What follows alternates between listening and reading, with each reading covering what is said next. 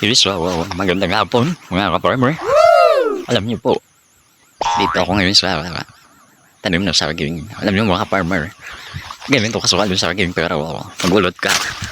Kasi, kahit ganito yung saging mga ka-farmer. Ganito yung saging namin pero makikita mo ito mga ka-farmer. So, tulot tayo ng saging. Hindi ako sa sarili ko mga farmer, nagsasalita ako para sa inyo kasi masabihin ng mga kapitbahay. Nagsasalita ako na wala akong kausap dito. So tingnan niyo mga farmer.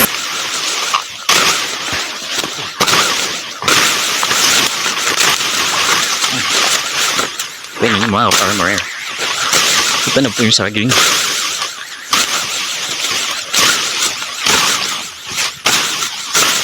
Grabe kasukal mga farmer. Lang tabas-tabas.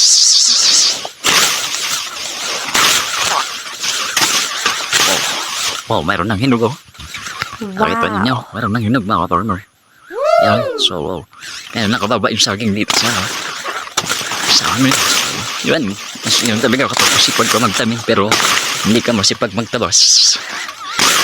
At least, may harvest mga ka-farmer. So ayun, mayroon ng hinog oh. Yan, nakikita ninyo. Ito, dalawa. So, let's go!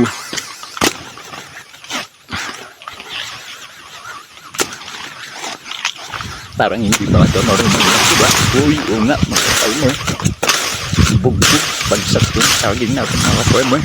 Yan talaga ba ito marunong? Ito na mga farmer. Ano natin?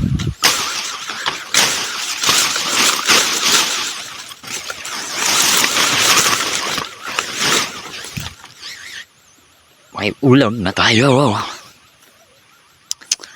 So, ito ninyo mga farmer. Sobrang hinog na napabayan. Kinain na ng ibon. Kasi ito, diwak na rin. So, yun lang mga farmer.